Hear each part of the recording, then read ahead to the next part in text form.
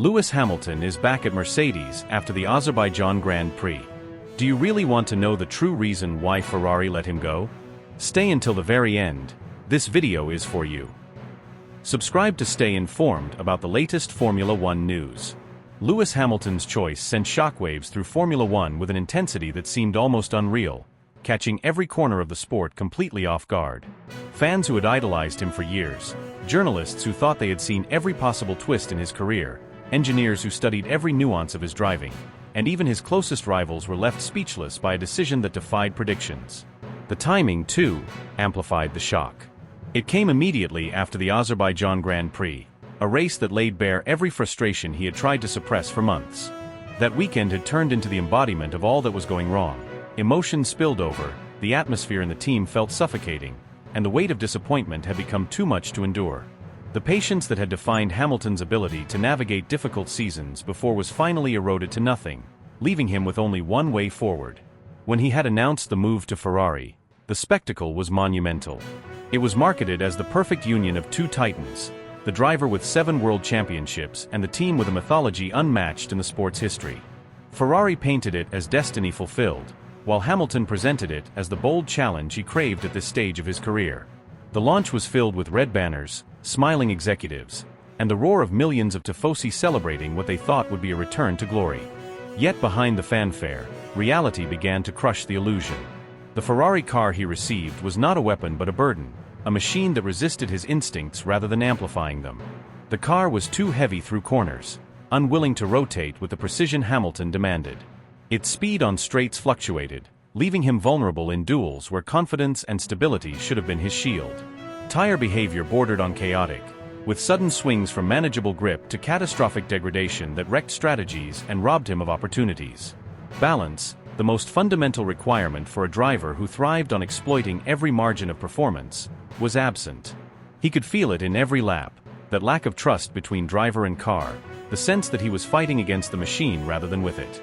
For someone who had spent his career mastering the art of taming unpredictability, controlling chaos, and turning difficult cars into race winners, this was a new kind of torment, a compromise that seemed endless, a negotiation that drained him of energy and robbed him of joy. Beyond the struggles on track, an even deeper conflict was taking shape. Hamilton's philosophy, shaped by years of relentless pursuit of perfection, demanded answers, demanded urgency, demanded change. He wanted solutions now, immediate adjustments, bold risks, and a vision that matched his hunger for victory. Frédéric Vasseur, Ferrari's team principal, saw things differently. He was steadfast in his belief that Ferrari's resurrection could only be achieved through patience, discipline, and a long-term commitment to gradual progress. The collision of these two mindsets created a fracture that widened every race weekend, invisible to fans but painfully obvious within the walls of Maranello. The tipping point arrived in Baku. After finding himself scrapping with midfield cars instead of challenging the frontrunners, Hamilton reached his breaking point. The race had left him drained, furious, and unwilling to contain his thoughts any longer. Inside the Ferrari motorhome, away from the television cameras but surrounded by whispers and uneasy glances from team personnel, Hamilton confronted Vasseur. His words were sharp but deliberate, challenging the lack of upgrades, questioning the true direction of the project, and pressing on the promises that had lured him to Ferrari in the first place. Vasseur, normally measured, lost his composure. He retorted with irritation, reminding Hamilton that Ferrari was not Mercedes, that the culture of Maranello moved with its own rhythm, and that transformation took years, not weeks. The discussion rapidly escalated into an argument. Hamilton's voice hardened with anger, accusing the team of betraying his trust, of leaving him unequipped to fight where he belonged. Vasseur pushed back with equal force, accusing Hamilton of expecting miracles, of ignoring the scale of the task. The volume rose, the tone sharpened, and the words became weapons. Outside the closed door, those within earshot could feel the venom in the exchange, and an uncomfortable silence spread through the motorhome as everyone realized they were witnessing the unraveling of what had been sold as a historic partnership. For Hamilton, that confrontation stripped away the last layer of denial. He had entered Ferrari with hope, even with excitement, believing he could be the man to resurrect their fading empire, to etch his name alongside legends by ending their long drought. But that evening he accepted the truth he had been resisting since the early races of the season. The chemistry was missing, the trust had broken, and the belief that this was his rightful place had evaporated. The gamble had failed. As he walked out of that room, his face set in unshakable determination, eyes burning not just with frustration but with clarity. He already knew the next step. He could no longer convince himself that patience would pay off, nor could he allow his career to drift into mediocrity under the weight of promises that would never materialize. In that moment, he silently decided that his path with Ferrari was finished. Whatever came next, it would be bold, dramatic, and world-shaking. And when the announcement finally arrived, it would not just change the trajectory of his career, it would alter the landscape of Formula One itself. That night in Baku, surrounded by the stillness of his hotel suite, Hamilton sat motionless with his gaze fixed on the shimmering lights of the city outside. The skyline glowed with an artificial brilliance, yet none of it could lift the weight pressing against him. The echoes of the race still haunted his thoughts, the frustration of fighting a car that refused to answer to him, the disappointment of watching opportunities vanish lap after lap, and the gnawing sense that he had placed his faith in something that was never truly aligned with him. His phone rested on the polished table within arm's reach, silent, dark, almost daring him to act. For minutes that felt eternal, he didn't touch it, his mind replaying the same inner arguments over and over, the tug of loyalty versus the need to breathe freely again. Eventually, with a heavy exhale, he reached for it, his hand trembling slightly, not from fear but from the gravity of what he knew he was about to do. Unlocking the screen, he scrolled through the list of names, each one familiar, some stirring bittersweet memories, others evoking battles and victories that had defined an era. When his eyes landed on the name he had avoided for too long, his chest tightened. Toto Wolff. The figure who had shaped his career as much as any lap he had driven, the man who had stood by him during triumphs and storms alike, the voice that had always carried both authority and reassurance. His thumb hovered above the call icon, and in that hesitation came a flood of moments. Podium celebrations with champagne raining down, strategy meetings that turned into debates but always ended with understanding, long nights where trust was the only currency that mattered. The bond had been forged not just in winning, but in surviving the relentless pressures of the sport together. And now, as silence pressed down harder, he tapped the screen and set the call in motion. The dial tone felt deafening, each ring amplifying the tension in his chest, until the line finally opened. The voice came immediately recognizable, steady and controlled, though tinged with curiosity. "Lewis," Toto said, his Austrian accent cutting clearly through the distance, "I didn't expect to hear from you at this hour." Hamilton paused, inhaling deeply as though gathering the courage to finally unload the truth he had carried for months. His voice, when it came, was calm but raw, stripped of any pretenses. "Toto, I can't go on like this. I've given everything I have, but Ferrari isn't working for me. I entered this chapter believing in what they promised, believing I could adapt, that maybe I could shape myself around their way of doing things. But the reality is far from what I imagined. The machinery doesn't give me the feedback I need, the structure feels rigid, and the entire philosophy clashes with the way I know success is built. After this weekend, after Azerbaijan, I can no longer convince myself that this is the right place for me." The silence that followed stretched uncomfortably, but Hamilton didn't fill it.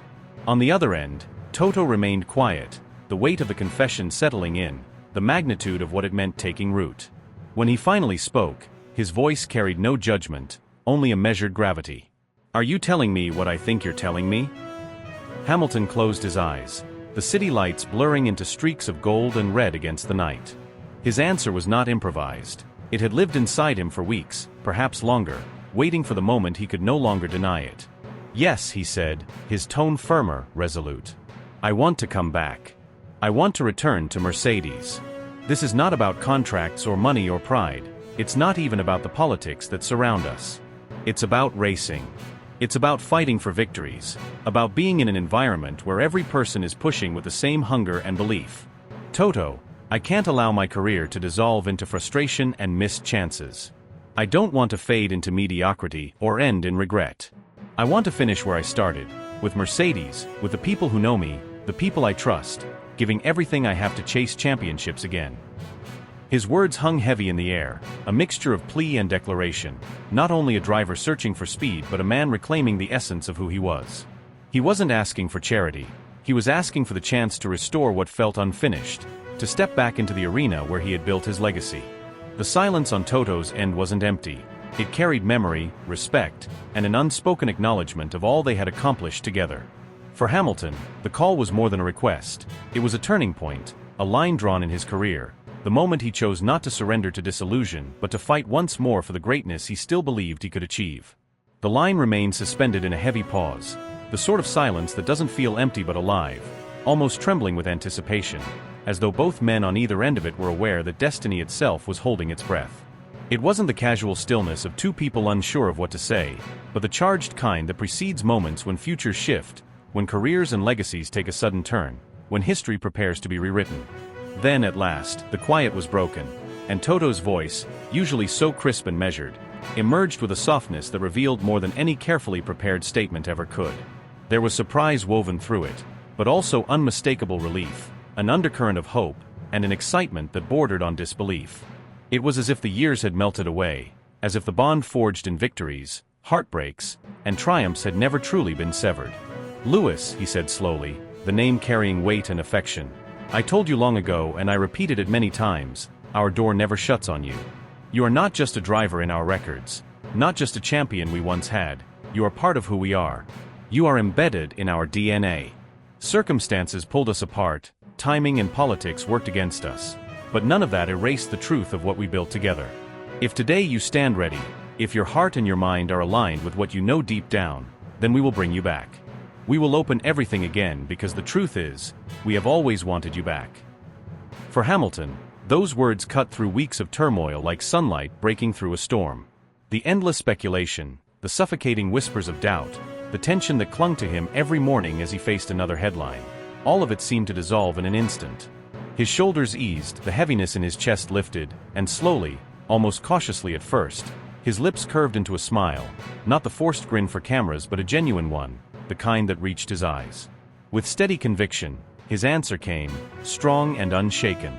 "Then let's make it real," he said, his tone resolute. "I'll speak to my lawyers, I'll finalize everything with Ferrari, but I don't need more time, Toto. I'm ready. I want to feel that silver fire again. I want to step back into a Mercedes. I want to fight alongside you and the team for the glory we know we can still achieve." Toto let out a small chuckle, a sound that carried both amusement and deep emotion, but almost instantly his voice turned firm again, carrying that iron resolve that had always made him a leader people followed without question.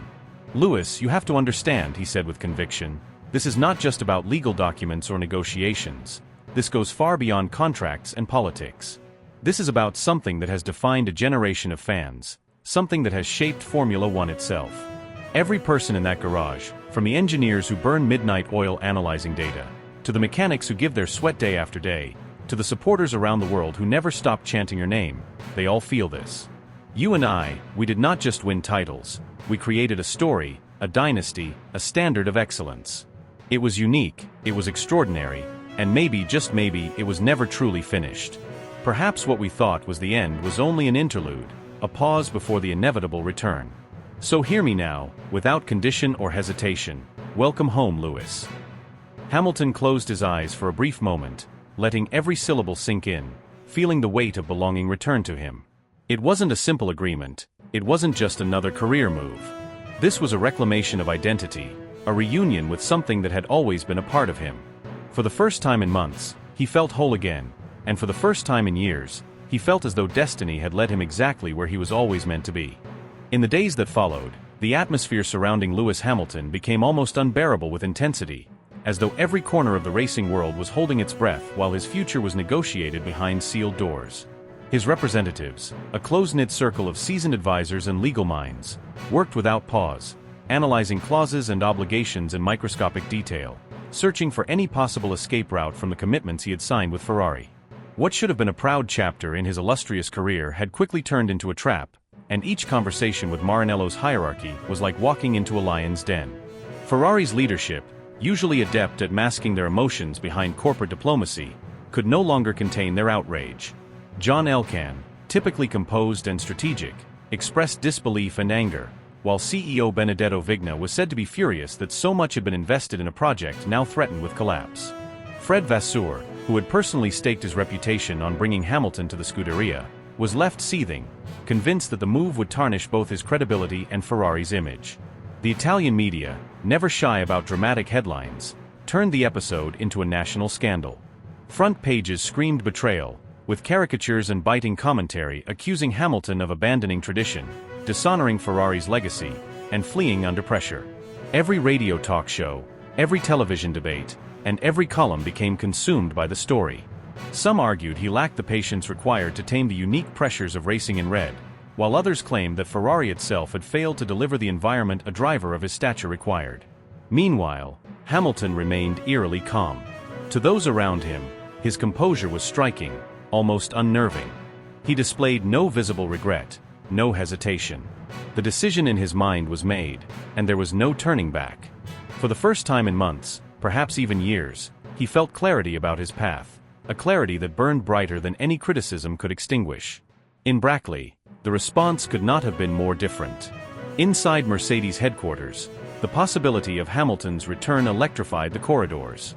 Engineers exchanged knowing glances, strategists whispered in private offices, and Toto Wolff quietly began preparing the foundations of a new era. Although the team had endured seasons of inconsistency and disappointment since the end of their dominance, the idea of Hamilton coming back reignited a sense of belief that had been fading. For them, Hamilton was not merely a driver capable of extracting lap times. He was the symbol of a culture of excellence, the cornerstone of their golden years, and the embodiment of resilience. Even before contracts were signed, confidential meetings began to take place between Hamilton and senior technical figures.